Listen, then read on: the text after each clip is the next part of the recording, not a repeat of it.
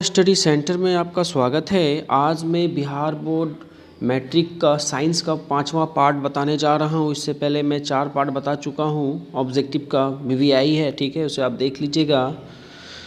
वो 4 पार्ट पिछला मैं इस वीडियो के डिस्क्रिप्शन में लगा दूंगा, आप देख लीजिएगा। देखिए आज 5वां पार्ट का पहला क्वेश्चन क्या मैं लिया हूँ, धातु अधातु से रिलेटेड है ये।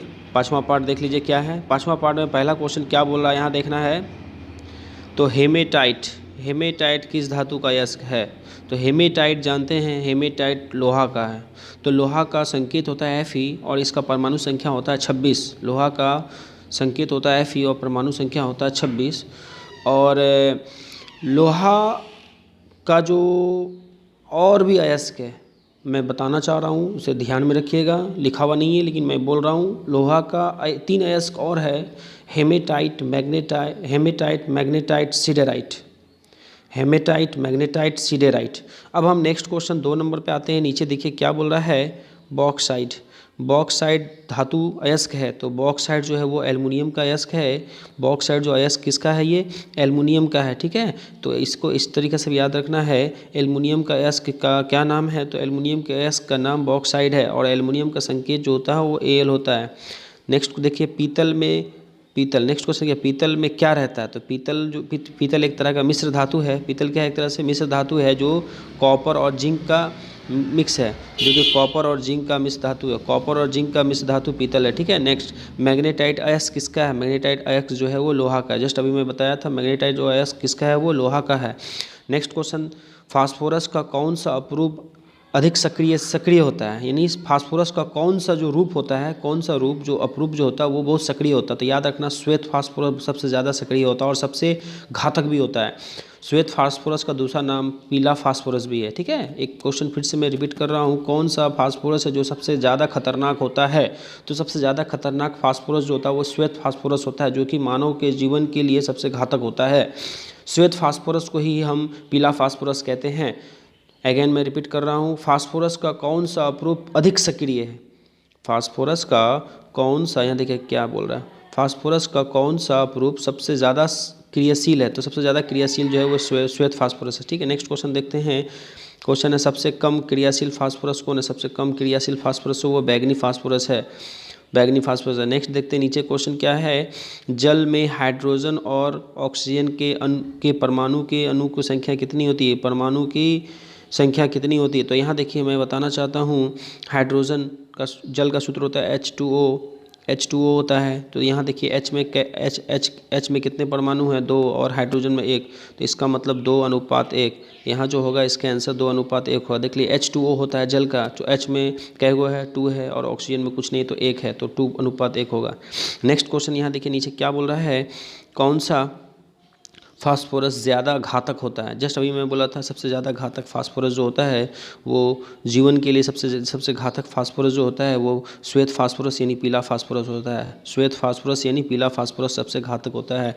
नेक्स्ट बोल रहा है कुछ अधातु के नाम लिखें। तो अधातु जितनी भी गैसें हैं सब अधातु हैं। तो कार्बन, ऑक्सीजन, हाइड्रोजन, क्लोरीन, ये सब क्या है, अधातु है।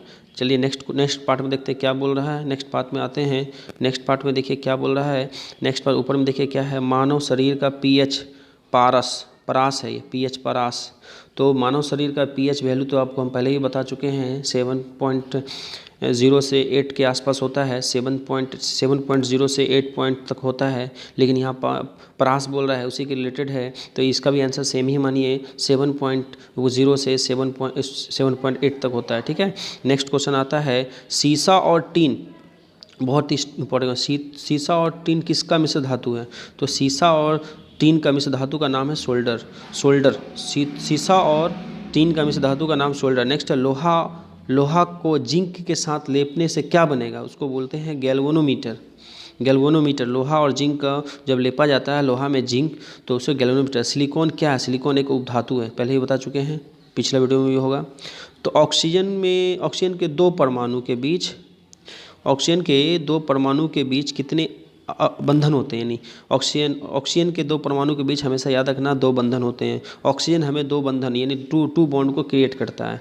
ठीक है। और इसी में बताता हूँ ऑक्सीजन 2 बंधन को क्रिएट करता है, और क्लोरीन जो होता है ना, क्लोरीन नहीं, कार्बन जो होता है वो 4 बंधन को इंडिकेट करता है।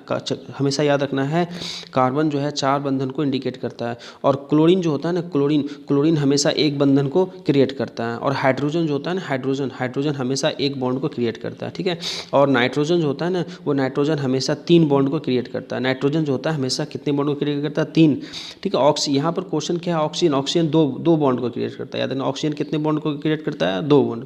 आगे है धोबिया सोडा। इससे पहले भी वीडियो में मैं डाल चुका हूँ। धोबियन सोडा यानी धोने वाला सोडा, वाशिंग सोडा जिसको बोलते हैं। तो वाशिंग सोडा का सूत्र होता है Na2CO3 × 10H2O, ये होता है, ठीक है, याद कर लेना, बहुत इंपॉर्टेंट है। गन मेटल किसका मिश्र धातु है? तो ध्यान देना है, गन मेटल जो है मिश्र धातु है तांबा, टीन, सीसा, जस्ता और लोहा, ये सभी को मिल करके क्या बना है? गन मेटल बना, ठीक है। गन मेटल का मिश्र धातु क्या? तांबा, टीन, लोहा, जस्ता और लोहा, सीसा, ये सब मिल करके गन मेटल बना, ये मिश्र धातु है। गन मेटल क्या है? एक मिश्र धातु है।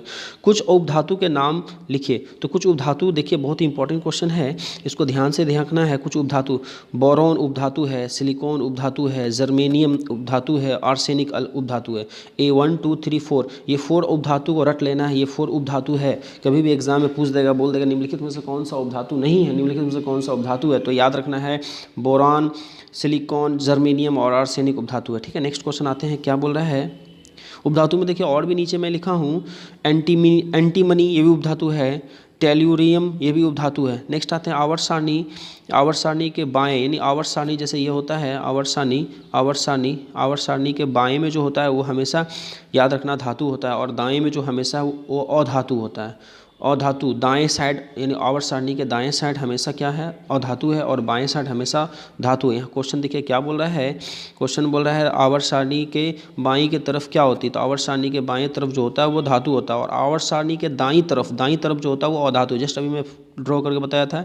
आवर्त सारणी में कुल कितने तत्व हो चुके हैं अब तक? आवर्त सारणी में कुल कितने तत्व हो चुके हैं? तो कुल 111 तत्व से भी अधिक हैं।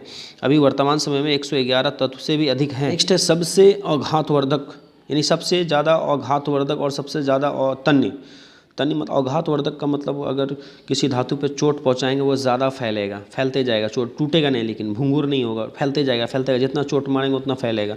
तो सबसे ज़्यादा आघातवर्धक याद रखना सोना है, और उसके बाद चांदी आता है। सबसे ज़्यादा आघातवर्धक सोना है, उसके बाद चांदी आता है सेकेंड नंबर पे। नेक्स्ट बोल रहा है सभी धातु ऑक्सीजन से संयोग कर क्या बनता है? तो याद रखना ऑक्साइड बनता है। क्या बनता है? सभी धातु जब ऑक्सीजन से संयोग करेगा तो क्या बनेगा? ऑक्साइड बनेगा। जैसे लोहा को ऑक्सीजन से संयोग करेंगे तो लोह ऑक्साइड बनेगा, एल्युमिनियम को ऑक्साइड से करेंगे तो एल्युमिनियम ऑक्साइड बनेगा। इस तरीके से सभी कोई भी धातु अगर ऑक्सीजन से अभिक्रिया करके संयोग करेगा तो वो ऑक्साइड ही बनेगा, ठीक है। आगे नेक्स्ट है क्लोरीन का परमाणु संख्या कितनी होती है? क्लोरीन को Cl बोलते हैं। क्लोरीन का परमाणु संख्या 17 होता है। नेक्स्ट देखिए कार्बन का परमाणु संख्या कितना होता है? कार्बन का संकेत C होता है, उसका परमाणु संख्या 6 होता है। नेक्स्ट बोल रहा है पाड़ा Hg, पाड़ा का संकेत है Hg, जिसको पाड़ा को बोलते हैं। मरकरी का परमाणु संख्या और इसका अयस्क क्या है? परमाणु संख्या और अयस्क, तो याद रखना है परमाणु संख्या इसका 80 होता है और इसका अयस्क का नाम सिनेबार। सबसे इंपॉर्टेंट क्वेश्चन, पाड़ा का परमाणु संख्या 80 होता है और इसका अयस्क जो है वो सिनेबार है, ठीक है। और नेक्स्ट है ब्रोंज मिश्र धातु है कॉपर और टीन का। ब्रोंज जो है मिश्र धातु किसका है? कॉपर और टीन का। नेक्स्ट बोल रहा है किसी अधातु विद्युत का सुचालक होता है, तो यही एक अधातु है जो विद्युत का सुचालक, जिसमें करंट होता है, जैसे ग्रेफाइट बोलते हैं। जैसे बैटरी वगैरह में पेंसिल वाला घड़ी के पेंसिल की बैटरी जो होती है उसमें देखिएगा काला काला जो होता है उसे ग्रेफाइट बोलते हैं। और जैसे पेंसिल जो छीलते हैं हम लोग लिखने के लिए वो भी एक ग्रेफाइट है। तो ये जो ग्रेफाइट जो है ये अधातु है। नेक्स्ट क्वेश्चन बोल रहा है तांबा का प्रमुख अयस्क का नाम। तांबा का प्रमुख अयस्क जो है कॉपर पायराइट है। तो ये एक वर्ड है कॉपर पायराइट। तांबा का प्रमुख अयस्क जो है कॉपर पायराइट है। नेक्स्ट किस धातु पर वायु का प्रभाव नहीं पड़ता है? तो सोना पर वायु का प्रभाव नहीं पड़ता और सोना में कभी जंग लगता भी नहीं है, ठीक है। नेक्स्ट है बहुत इंपॉर्टेंट क्वेश्चन है ये 2021 के दृष्टि से ये 3 क्वेश्चन मैं जो बता रहा हूँ एक क्वेश्चन 100% रहेगा।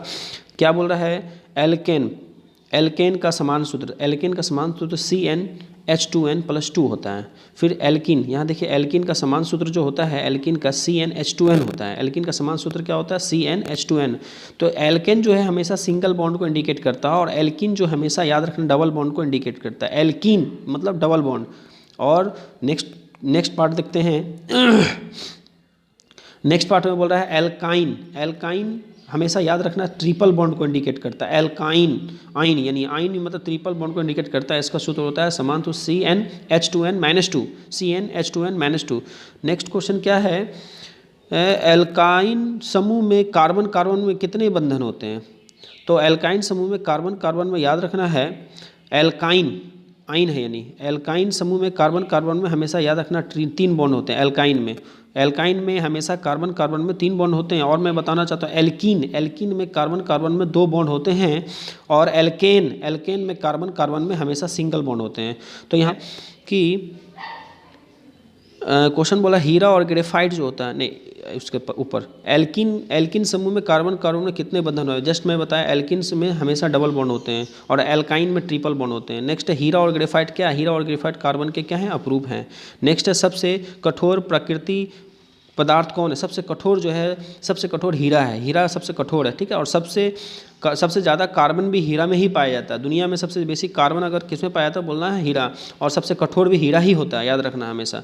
नेक्स्ट ग्लूकोज के कार्बन में कितने अणु होते हैं? तो ग्लूकोज का सूत्र होता है C6H12O6, H12O6। तो यहाँ देखना है ग्लूकोज के कार्बन में कितने होते हैं? 6, और हाइड्रोजन में 12 और ऑक्सीजन में 6। तो याद रखना है यहाँ क्या बोल रहा है, ग्लूकोज के कार्बन में कितने अणु होते हैं? तो याद रखना 6।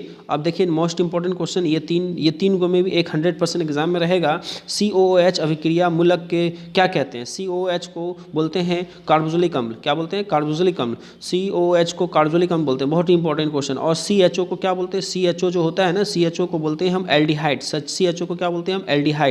CHO जो है वो एल्डिहाइड है, ठीक है।